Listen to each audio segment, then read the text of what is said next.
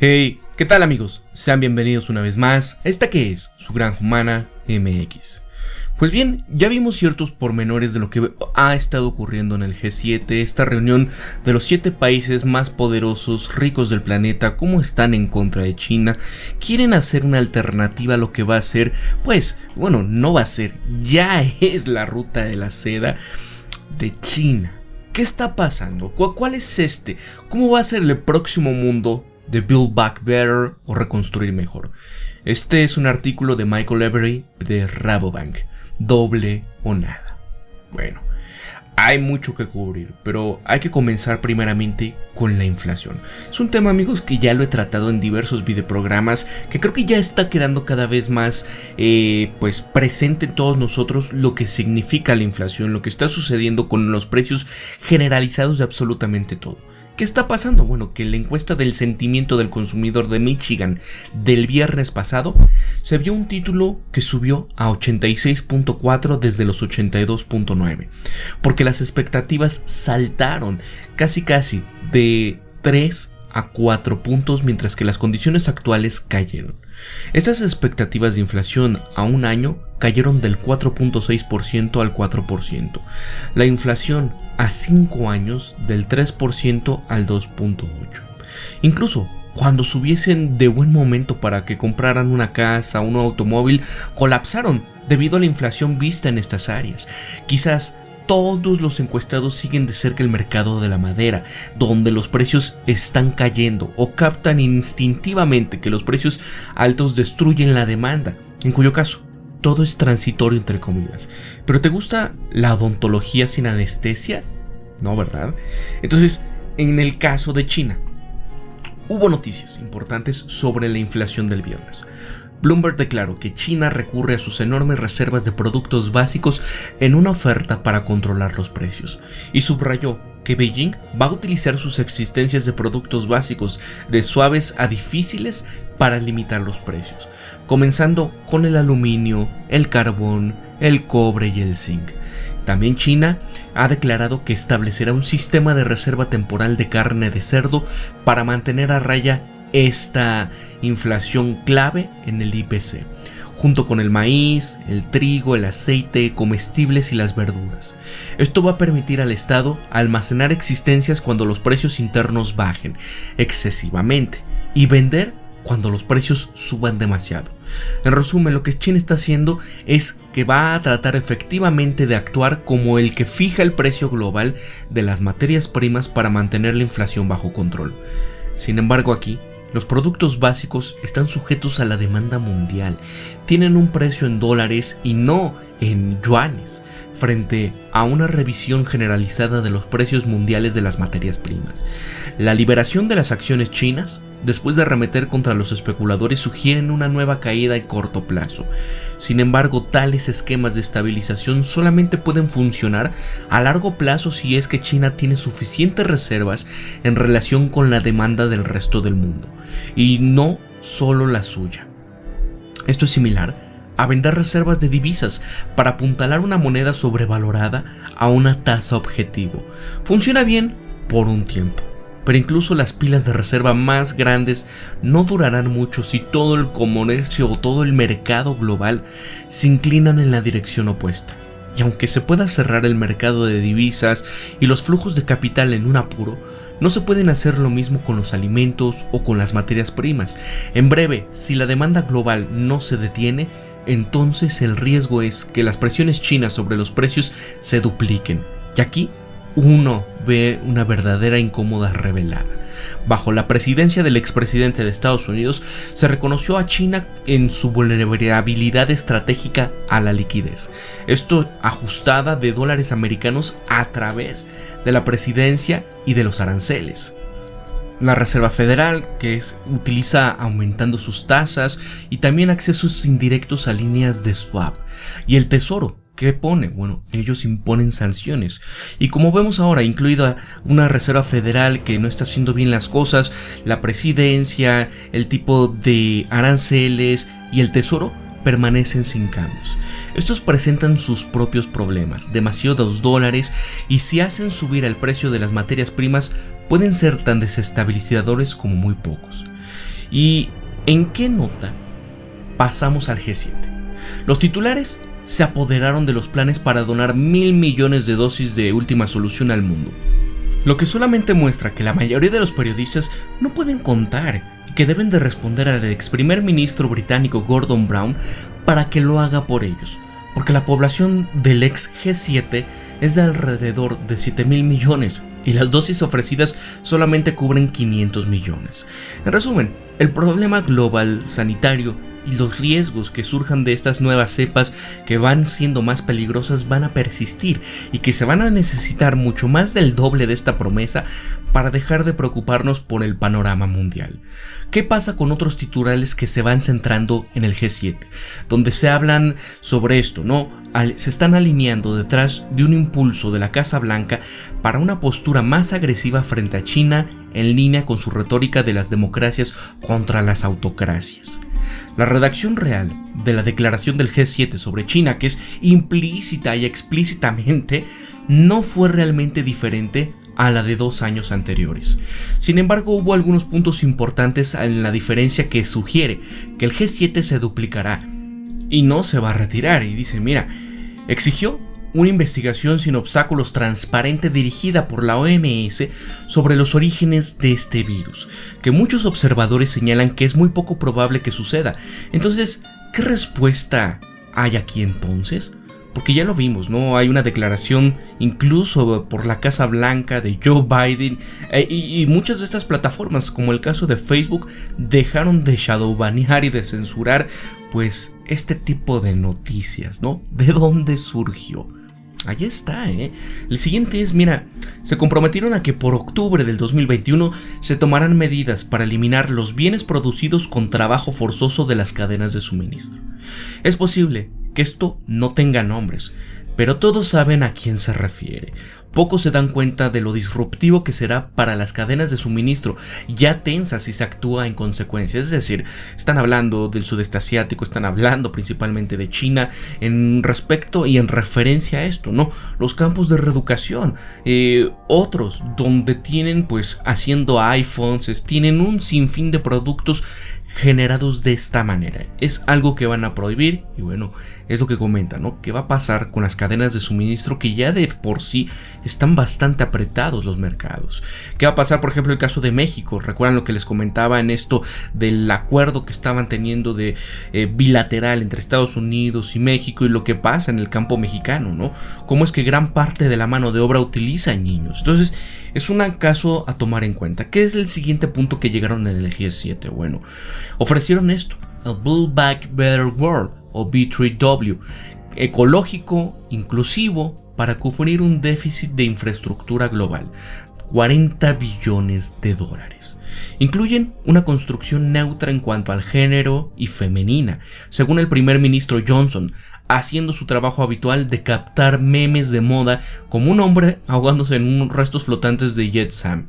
Fundamentalmente, según su definición inclusiva del B3W, no puede significar permitir que los frutos de las nuevas industrias verdes se cosechen solamente en China y se exporten a Occidente desde allí. Esto es parte, ¿no? También hablan de una promesa, a una alternativa de 100.000 millones a la iniciativa de la Franja y de la Ruta de China, que es la BRI por sus siglas en inglés. Por supuesto, faltan detalles, pero es un gran paso geoestratégico hacia adelante. Se predijo en marzo del 2017 un cinturón, un camino. Se espera que los préstamos verdes del Banco Mundial y del Fondo Monetario Internacional atraigan las inversiones del sector privado en los mercados emergentes, lo que va a crear infraestructura que prevén que los recursos verdes y las logísticas claves fluyan hacia el G7 y no a China. ¿Ustedes creen verdaderamente que esto va a ser así de sencillo? Porque incluso hay muchos países que no están dispuestos a abandonar su seguridad energética por hacerse verdes. Y me refiero a México, por ejemplo. Dice, esperen que la OTAN se involucre en proteger esto como una nueva misión estratégica global y entre comillas verde. Es la OTAN donde se dirige hoy el presidente Joe Biden. Y por supuesto, la respuesta de China fue agria. así como ya lo tratamos en la mañana, sobre cómo es que no era posible que las decisiones globales estuviesen dictadas por un pequeño grupo de países que han quedado atrás. Y antes de la reunión bilateral de Biden con el presidente Erdogan de Turquía, aliado también de la OTAN, Beijing impulsó el intercambio de divisas del Banco Popular de China. Line Ankara disfruta de 2.4 mil millones a 6 mil millones. Sin embargo, potencialmente Occidente ahora también distribuirá efectivo global como caramelos, lo que sus bancos centrales han estado haciendo durante años, después de todo y con pocos beneficios geoestratégicos o geoeconómicos. ¿Qué creen que signifique esto para la demanda mundial de productos básicos o para los intentos de tratar de limitar por parte de cualquier país sin importar cuán grande sea? Y hablando también de países grandes, después de visitar a la OTAN, hoy y diplomáticamente haciendo lo mismo que los presidentes Obama y Trump, antes que él, que la libertad no es libre, ni de libre comercio. El presidente Biden luego va a Ginebra el miércoles para reunirse con el presidente ruso Vladimir Putin. De manera algo desconcertante, Biden acaba de afirmar que cree que Estados Unidos y Rusia pueden trabajar juntos en la situación sanitaria, sobre el cibercrimen y los conflictos. Ya lo están justo en lados opuestos. ¿Y qué pasa? Por supuesto, el miércoles es el mismo día de la reunión de la Reserva Federal y su última ronda de trazado de puntos, donde vamos a poder ver si el 2023 o el 2024 o quizás un poco antes de que se abra un nuevo frente en los mercados. Y aquí el punto clave es que estos pequeños puntos están ahora tan inextricablemente vinculados a problemas geoestratégicos más importantes como las representaciones de madera de aviones empujados por mapas con palos por el personal en las películas de la Segunda Gran Intervención por la Democracia. Pero otro tema importante a destacar aquí es esto, el imprudente compromiso que están haciendo en el G7 con el aumento de la deuda. Históricamente, las reuniones de estas mayores economías del planeta han sido fundamentales para llegar a acuerdos fundamentales que incentiven la prosperidad y el crecimiento. Este no fue el caso en esta ocasión, porque los acuerdos de la reunión del G7 fueron ligeros en decisiones económicas detalladas, excepto en las que más perjudican a todos. Un impuesto corporativo mínimo global. ¿Por qué no un acuerdo sobre un gasto público global máximo? ¿No? En este sentido, chequemos el tema de la inflación. También imponer un impuesto corporativo global mínimo del 15% sin abordar todos los demás impuestos que imponen los gobiernos antes de que una empresa alcance una ganancia neta. Esto es peligroso. ¿Por qué habría un impuesto corporativo global mínimo cuando los subsidios son diferentes? Hay países donde tienen tasas de IVA diferentes o no las tienen, que son en el impuesto al valor agregado. Y la lista interminable de impuestos indirectos es completamente distinta. El G7 se compromete a alcanzar una solución equitativa en la asignación de derechos tributarios, con los países de mercados otorgando derechos tributarios sobre al menos el 20% de las ganancias que superen en un margen del 10% para las empresas multinacionales más grandes y rentables. Toda esta frase no tiene sentido alguno porque abre la puerta a una doble imposición y penalización a las empresas más competitivas y rentables, mientras que no tiene ningún impacto en los conglomerados de dinosaurios deficitarios o de bajos márgenes que la mayoría de los gobiernos denominan sectores estratégicos. El impuesto de sociedades mínimo global es también una medida proteccionista y extractiva. Las naciones ricas verán poco impacto negativo de esto, ya que tienen sus gobiernos rodeados de grandes multinacionales que no van a sufrir un golpe fiscal masivo, porque los subsidios y los incentivos fiscales antes de la renta neta son grandes y generosos. Según Paying Taxes 2020 del PwC, los impuestos a las ganancias en América del Norte ya son del 18.5%, pero lo que es más preocupante, las contribuciones fiscales totales, incluidos impuestos laborales y otros, alcanzan cerca del 40% de los ingresos. La Unión Europea y la ALC, los impuestos sobre las ganancias pueden ser algo más pequeños que en América del Norte, pero la tributación total se mantiene por encima del 39% de los ingresos. Hay políticos que mencionan que los gigantes de la tecnología corporativa, como los que no pagan impuestos y que utilizan una tasa impositiva efectiva en la que unen empresas que generan pérdidas con las que obtienen ganancias, alcanzando así una tasa impositiva efectiva artificialmente baja. Los gigantes tecnológicos no pagarán más bajo este nuevo acuerdo porque su base imponible no cambiará, y también su cuenta de pérdidas y ganancias seguirá siendo similar. Y lo que es más importante, las deducciones sobre grandes inversiones que son la causa de sus pagos de impuestos aparentemente pequeños, sí, tampoco van a cambiar.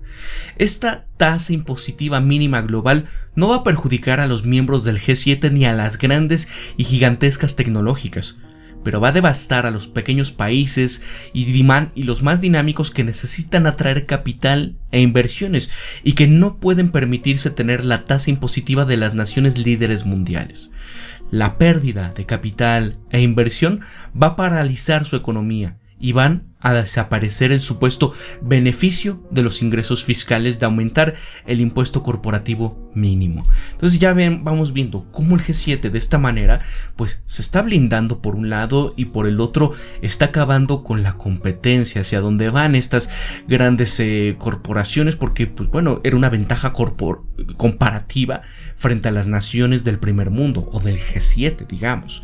¿Por qué? Porque pues pagan menos impuestos, porque esto y pues se van mejor para allá. ¿Qué pasa con esto? No va a ser del todo. ¿Y sus empresas qué van a pasar, no? ¿Qué va a pasar con sus economías nacionales? ¿Qué va a pasar con este aumento al impuesto corporativo mínimo? Entonces, no solamente las naciones pequeñas y dinámicas van a sufrir de esta medida, sino corporaciones pequeñas y dinámicas, porque van a tener menos reservas para invertir y crecerán en el futuro en el momento en que generen ganancias, lo que las va a debilitar, y por lo tanto, es una medida proteccionista y extractivista que beneficia a los que ya son naciones ricas, grandes multinacionales, pero va a perjudicar desproporcionalmente a las naciones y a las empresas pequeñas y emergentes. La propia OCDE ya advirtió que los impuestos corporativos son los más dañinos para el crecimiento, y la evidencia de este estudio de la OCDE muestra que las inversiones se ven afectadas negativamente por los impuestos corporativos a través del costo de capital para el usuario. Y en un estudio también de la OCDE, advierten que las tasas de impuestos corporativos tienen el efecto negativo en las empresas que están en el proceso de ponerse al día con el desempeño de la productividad de las empresas, de mejorar prácticas, y concluye que la reducción de las tasas impositivas corporativas legales puede conducir a ganancias de productividad particularmente grandes en empresas que son dinámicas y rentables. ¿Qué quiere decir? Que aquellas que puedan hacer la mayor contribución al crecimiento del PIB, y con esto se termina eso. Aumentar los impuestos corporativos no van a reducir la carga de la deuda, porque la realidad es que los presupuestos y las situaciones financieras de la mayoría de los países del G7 y del G20 muestran que los déficits continúan siendo elevados, incluso en periodos de crecimiento y después de periodos de aumentos de impuestos, porque los gastos públicos superan todos los aumentos de sus ingresos. Y el aumento de los impuestos corporativos no mejoran el crecimiento, el empleo o la productividad, como muestran los ejemplos antes mencionados, sino que también nuestra historia reciente, específicamente en la Unión Europea, no generan una mejora sustancial de ingresos fiscales, que en cualquier caso ni siquiera arañan la superficie de la deuda existente. Lo preocupante de estos compromisos en el G7 es que por un lado van a llegar a un acuerdo unánime para aumentar impuestos a sectores productivos, mientras que por el otro lado llegan a un otro acuerdo unánime para seguir gastando incluso en la recuperación para crear empleos de calidad, entre comillas. ¿Cómo van a crear empleos de alta calidad si van a gravar a los sectores de alta productividad y subsidian a los de la baja productividad? Eso es lo que se preguntan. Y el G7 no parece abordar las crecientes desequilibrios estructurales, el peso excesivo del gasto público o la falta de éxito de los grandes programas de prestaciones. Una idea extremadamente peligrosa se está generalizando, que todo el gasto público es bueno y que cuando los planes de estímulo no se cumplen, todo lo que tienen que hacer es gastar más. todo lo que escuchamos es uno: no fue suficiente, esta será diferente, y bueno, repetir.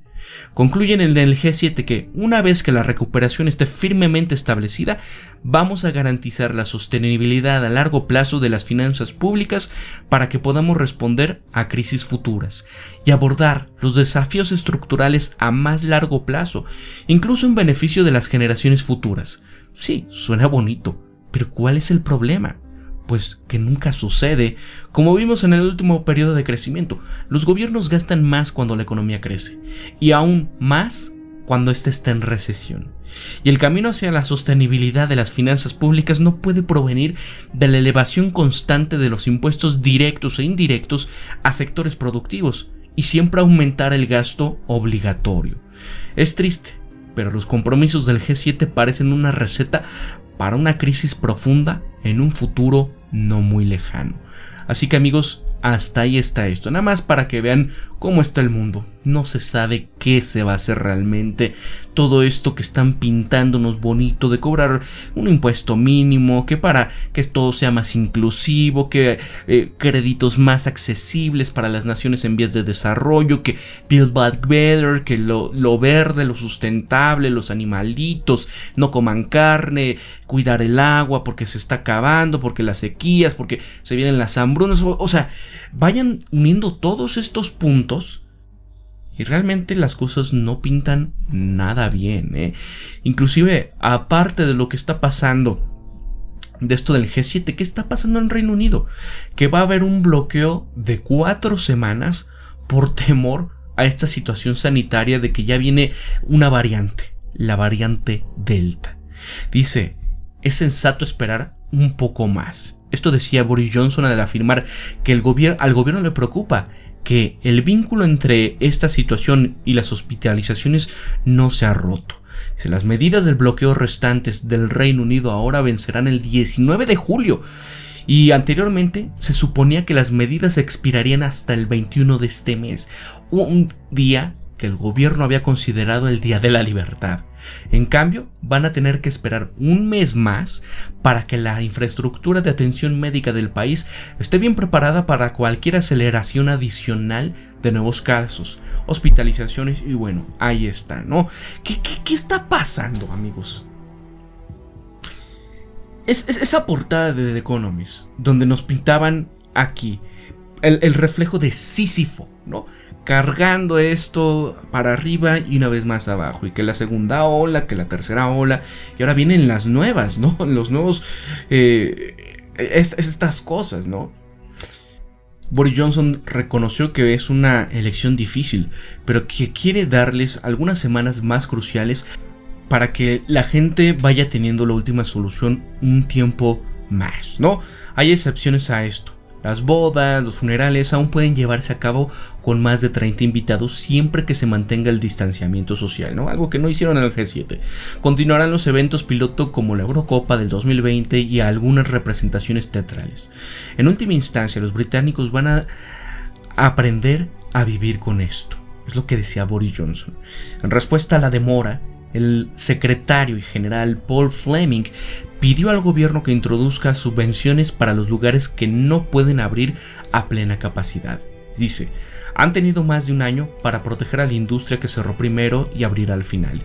No intensificar los riesgos de dañar permanentemente a nuestra economía, posición global y lo más importante, el arte y el entretenimiento al que las audiencias pueden acceder. Me imagino que se refieren a los cines. Y bueno, nada más para que vean cómo estas situaciones, a pesar de lo bonito que están comentando, a pesar de que vamos a ayudar y la economía y la reapertura y Build Back Better, pues bueno, solo vean este tipo de casos en Reino Unido. Cerrar una vez más, un mes más. ¿Qué va a pasar con la economía? ¿No?